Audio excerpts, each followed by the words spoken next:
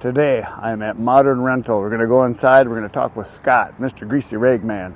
And I brought in some old chainsaws. We got one of Bert's here that needs fixing and one of mine that needs some fixing. So we're going to take them inside. Look at that. That's a big saw. I am inside the bowels, the innards of Modern Rentals. And I am here with the man, the myth, the legend. This is Scott. He has a channel that you guys are all going to be checking out. Some of you probably have already seen it. The name of your channel is? The Greasy Shop Rag. And you basically are the man to fix stuff, right? And you've got all kinds of stuff here to fix, and this is where it happens. Yep. So first thing off, you guys are going to like this. Show me your massive tool chest and what you've done here. Tell me about it. Well, this is a Harbor Freight 72-inch box on the bottom with a 26 and a side locker. But the upper cabinet, the hutch, and I call this the triple rack. This stuff nice. I all built myself. Does this swing out or just come straight? No, it just comes straight out like that. And it's double-sided? You got stuff on both? Double-sided, oh, yeah. Nice. So I figure one of these panels is about equivalent to one of these drawers, right? Probably, yeah. So you got all your big stuff? Yeah. That is sweet. So you thought of this yourself, or is there somebody else had a design like this? I've never seen this before. You probably should patent that. You probably could patent it and retire. I hear a lot of people tell me that. Oh, I like this. This is nice. Look at this, guys. Are you guys jealous or what? That is sweet. It is really handy. I see you've got a number 10. You should have 2 or 3 of those. You know, I was at Harbor Freight one day and they were giving away those packs of all 10 millimeter. Yeah. So in case you lose one, you got one of each, right? I lost the whole pack. Oh, there you go. So you need another pack. And then what else do you have in the other drawers? And is this what, just for your foot to rest on for standing up? It's so I can reach up there. Nice. And that's just a step side from a truck, right? Yeah, it's a half-ton Chevy step side, yeah. That is sweet. Yep. Fuel line, Fuel lines, yeah.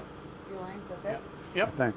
Well, you might find more when you work on it. Yeah, that's fine. I'll remember, though. Okay, are you sure? Am I sure? That you're going to remember? It's Bert's chainsaw. I'll remember. Yes, exactly. So yeah, and then you've got, this is for when you need to look up parts and stuff, or how stuff goes together? Because I can look up parts here, but I also have other responsibilities, social media type things, Right. and running another part of the crew here, so I need a computer, and it just worked out good for me. And I was getting a stiff neck doing it this way, so... Put it on a boom and you can raise it around. I just put it on this here, and I can let it down, and I can turn it, and I can sit on my stool here, and very nice. then I'm happy. Very nice. Yeah. Very nice. So how long have you been doing repairs here?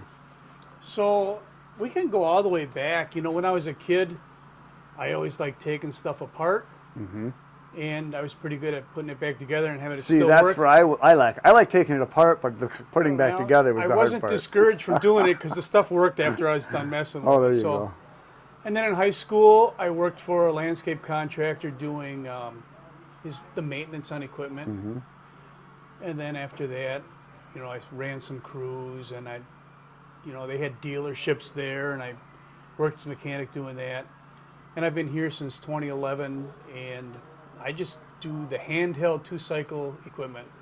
That's your thing. I do the battery stuff, and they throw some generators at me and whatever, but... Yeah, well, that's cool. And you guys are obviously a Husqvarna Echo dealer, right? That's the main 2 saws, brands of yard equipment. Yep. But you get a lot of other stuff too? Well, we're a Toro dealer and DR Power Equipment. Oh, that's right, yeah. Yep. But you get people that just bring in other odds and ends too. Like Mac. And that's where this comes in handy. You can look stuff up if you don't know something you haven't seen. Exactly. Yeah, nice. This is just a great idea here to have the step there. I really like that. That is awesome. This was kind of popular when I did it because it's a power drawer in Harbor Freight box before the new Icon boxes had power drawers. So I got a chain link in here with the power going back. Oh, cool. Very nice. Yep.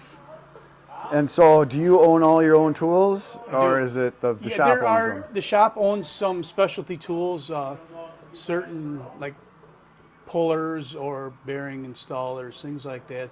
Husky specialty tools, but it's not a lot. Most of it I have owned myself. So then all your work is done over here? Right on that bench. Show me locking it here. We're going to lock it.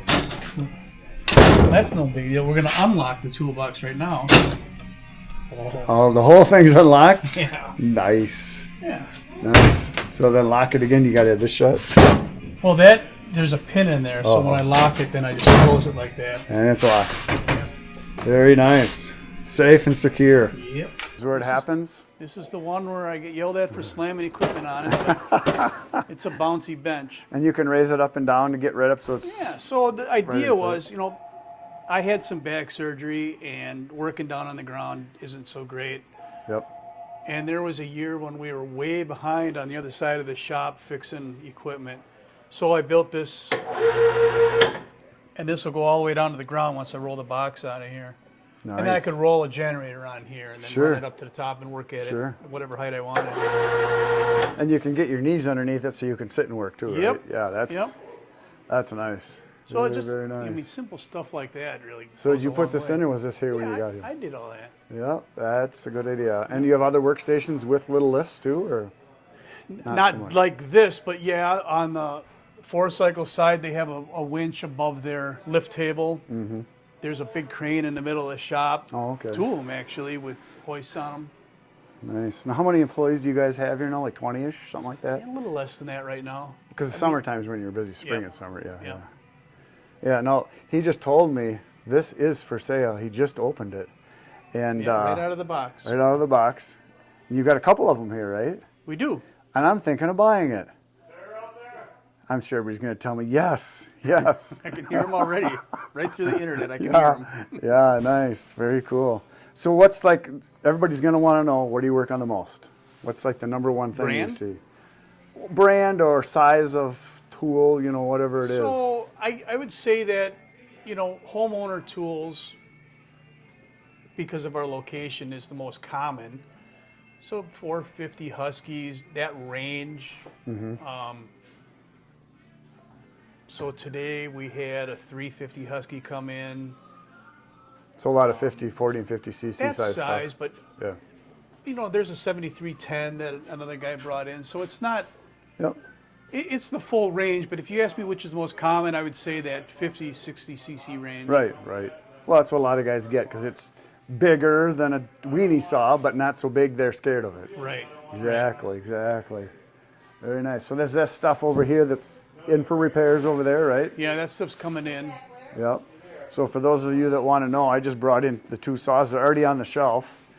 Here's my big old 3120, and then here's Bert's McCulloch that he brought in. So they're on the shelf, so stuff's going to happen. Stuff's going to happen. That's the stuff that's going This is out. the stuff that's done over here. Yep, so that's good. So I see you've got some green machines there. What the heck is that? Where'd that come from? What are you pointing at? That Orange white, and that white white thing? thing, what is that? I'm not sure the brand on that You're not one. sure? No.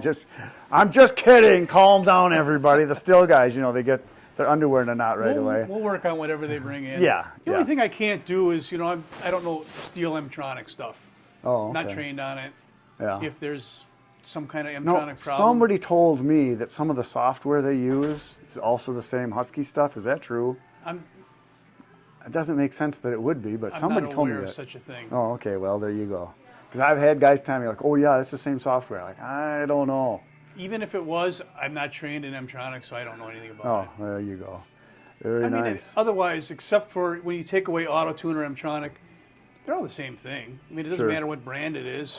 Yeah. I mean, they all work the same way. Now, you guys can run diagnostics right on it, just like you can with cars now. You can plug it in and kind of read what there is, right? Yep. Nice. Yep, so there's a little box like this right here and a couple cables, and we plug your Husky Autotune chainsaw in, hook it up to the computer, and it'll show us. So next question, because there's guys that believe that anything that's got a bulb on it, anything that's got any kind of tuning on it, Yeah. auto-tune, they're afraid of it. You work on everything. The So- old school stuff, new Right. school stuff. What's your opinion? I like Autotune. So if you own an Autotune saw, you know how it runs and how it sounds. If it's not sounding the way it always sounded before, you need to look into that and figure out why. Because Autotune's so good at compensating for problems. Maybe you're the guy that never cleans the air filter, and it's been compensating, and all of a sudden it won't run right. Right, Well, right. I had that happen once. It's It was bogging down. I that couldn't right? figure out. I was whoa. It was trying to adjust. Well, that wasn't the air filter on that one.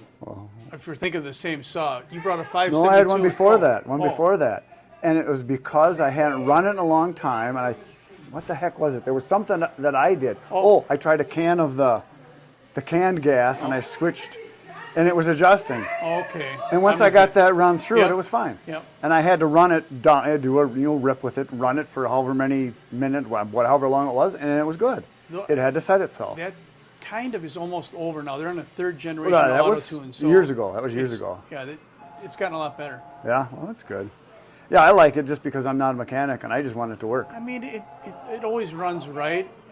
Like I said, the only time we see problems is when people ignore that it's running different and Right.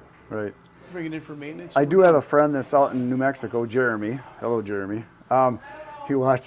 He had problems because they're at high altitude. Okay. He had a 562, I believe, and he just could not get it to run. It wouldn't adjust to it? No, but his 572 was fine.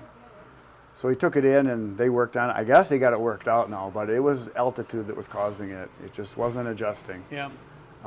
So Husky periodically releases firmware updates for the Autotune. They don't really tell us what they are, but when you Right. bring an Autotune saw in, we plug it in, and Right. if there's an update, we do it. Right. And a lot of times, any complaint about running issues is corrected by that update. Right.